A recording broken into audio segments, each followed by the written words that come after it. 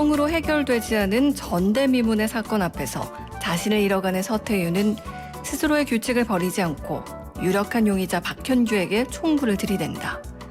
그의 손에는 박현규의 무죄를 알리는 미국으로부터 온 유전자 감정 결과가 쥐어져 있다.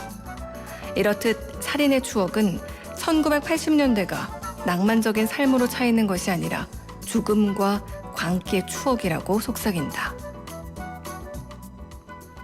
네, 매주 월요일에만 문을 여는 영준 책방. 오늘은요, 영화 살인의 추억에 대한 이상용 영화 비평가의 비평 중 일부분으로 시작을 했습니다. 그리고 제 옆에는요, 영준 책방의 책 주치이시죠. 중앙대 문헌정보학과 남영준 교수님 나와 계십니다. 교수님 안녕하세요. 네, 안녕하세요. 네, 아유, 그 눈이 펑펑 오는데 오시는 길 괜찮으셨어요? 네, 생각보다 미끄러운데 차가 없는 바람에 그래도 일찍 와 있었습니다. 아유, 네. 그렇군요. 다행입니다.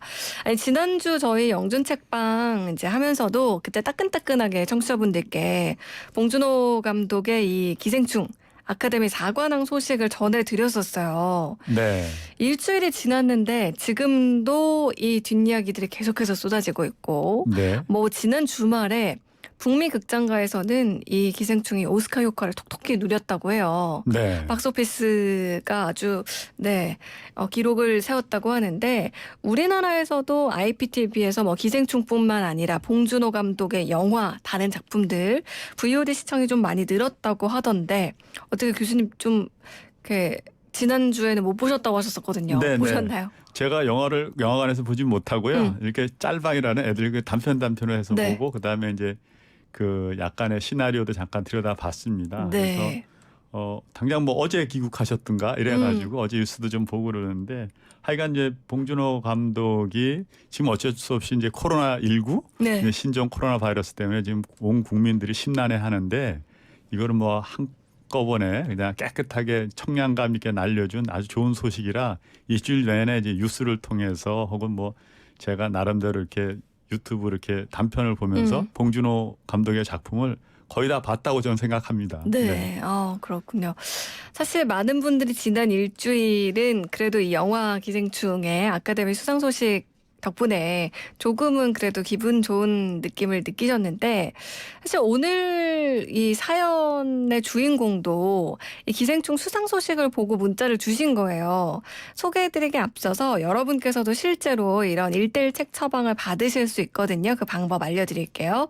샵 0945 우물정 연구사 5번으로 여러분들 도석 청취자분들의 사연과 또 이럴 때 어떤 책을 읽으면 좋을지 이런 아니면 현재 여러분들의 감정 상태 어떤 일에 관심을 갖고 계시는지 이런 것들을 보내주시면 저희가 또 맞춤책 처방을 해드리고 있습니다. 문자메시지 샵 0945 단문 50원 장문 100원이고요. 예스앱 채팅창이나 유튜브 보이는 라디오 댓글창으로도 남기실 수 있습니다. 자, 오늘 주인공 사연을 소개해드립니다. 0880 청취자님이에요. 봉준호 감독님의 영화 기생충이 아카데미 시상식에서 4관왕에 오르니까 너무나 자랑스럽더라고요. 그래서 기생충 각본집과 스토리보드북 세트를 샀습니다. 근데요, 책을 바탕으로 영화가 되기도 하고 반대로 영화가 책으로 나오기도 하잖아요. 이 영화와 책을 비교해가며 볼 수 있는 책들도 처방해 주실 수 있나요? 네. 라는 사연이었거든요. 네. 그래서 영화 이제 기생충이 이제 오스카상을 석권해서 그 기쁨과 반가움이 애청자 사연으로까지 오리라고는 실은 전 예측은 못했어요.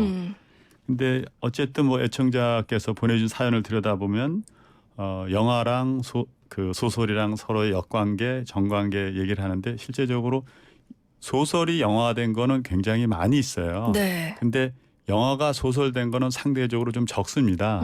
그래서 이제 제가 영화가 소설로 된 것들 먼저 네. 얘기를 하면 지난주에 제가 소개해드린 파리대항도 소설이 영화로도 이제 된 건데 네. 그 중에서 이제 가장 저한테 익숙한 그러니까 소설이 영화화된 거는 제가 어렸을 때 봤던 영화입니다. 그래서 바람과 함께 사라지다라는 영화인데 1939년도 영화인데 네. 혹시 이제 아나운서님 이거 보셨습니까? 저도 이 영화는 너무나 오래된 영화다 보니까 네. 자료 화면 정도로만 봤죠. 네.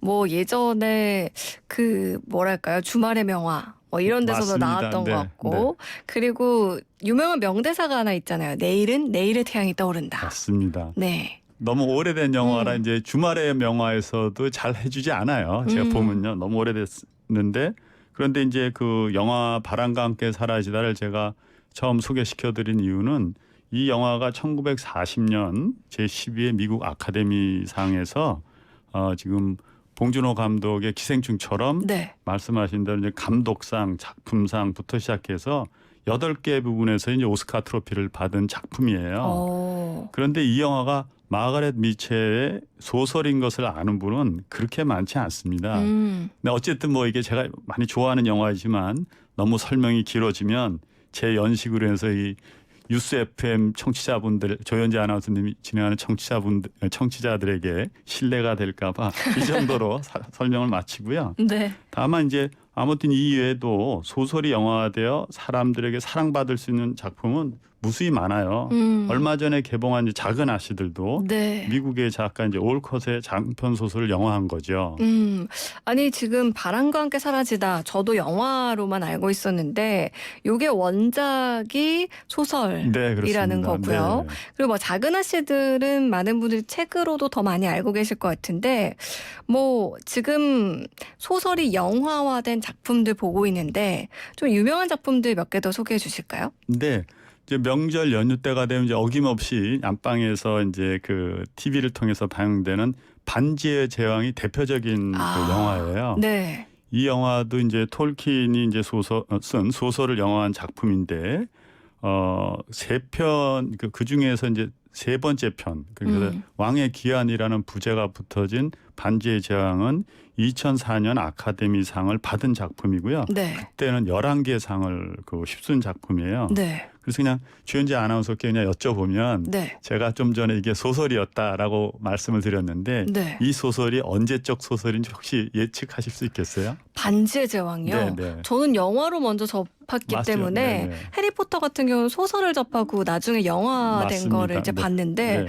글쎄요, 뭐 2004년에 아카데미 작품상을 받았으면 네. 그쯤 아닐까요? 네. 근데 실은 1954년에 처음 출판됐어요. 그러니까 정말 오래됐네요. 네, 그러니까 한 70년 가까이 된 작품이죠. 근데 이제 2004년에 나왔으니까 60년 정도 지난 다음에 소설이 영화화된 겁니다. 근데 그냥 재미있게 말씀드리면 요새 신년 초에도 그렇고 이제 구정 지나서 우리 투자에 관한 얘기 많이 했잖아요. 네. 그래서 이제 책으로 돈 버는 방법을 잠깐 말씀을 드리면 대표적인 사례가 책에 투자해서 돈 벌 수 있는 대표적인 책이 이 반지의 제왕입니다.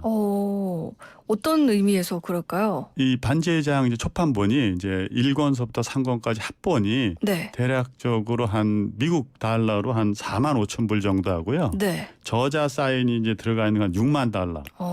그리고 우리나라 돈 한 7천만이 넘는 거죠. 네. 근데 반지의 제왕 그 이전에 원래 이제 그 스크립트본이라 해야 될까 먼저 쓴 소설이었어요. 요새도 네. 영화로 이제 나오고 있는 건데 이제 호빗이라는 네, 네. 그 영화인데 그것도 원래 톨킨이 반지의 제왕 이전에 쓴 책이에요. 근데 그거 초판본은 대략 저자 사인이 없는데도 불구하고 한 11만 달러를 넘습니다. 1억이 넘는 거네요. 네.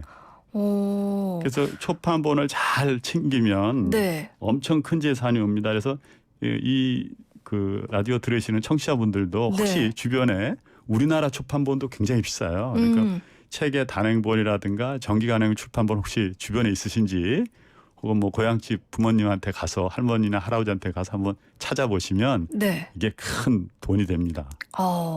이게 갑자기 지금 이 얘기를 들으니까요. 왜 그 몇 년도에 나온 500원짜리 동전, 네. 100원짜리 그렇죠. 동전 가치가 그 500원 액면가보다 훨씬 크다, 뭐 이런 얘기들 가끔 전해드리곤 하는데, 이렇게 초판본으로도 재테크가 네. 될 수 있다는 사실 좀 재밌기도 한데요. 네. 저도 한번 좀 찾아봐야겠다 이런 생각도 들고요. 네. 근데 왜 하필 이 반지의 제왕 초판본이 이렇게 좀 크게 거래가 됐을까요? 일단 뭐 세월이라는 값이 있죠. 그다음에 이제 초판본이라는 희귀성도 존재하지만 근데 반지의 제왕이 전 세계적으로 흥행을 해서 네. 영화가 만들어진 피터 잭슨 감독의 덕분이라고 전 생각해요. 그러니까 피터 잭슨이 무려 이제 50년이라는 시간, 60년의 시간을 건너서 소설 반지의 제왕을 자기의 영화의 모티브로 잡아서 영화를 만드는 거잖아요. 그리고 세계인의 사랑을 받게 만들었고 네. 그 많은 소설 중에서 잭슨 감독이 고른 이 책이 이 소설이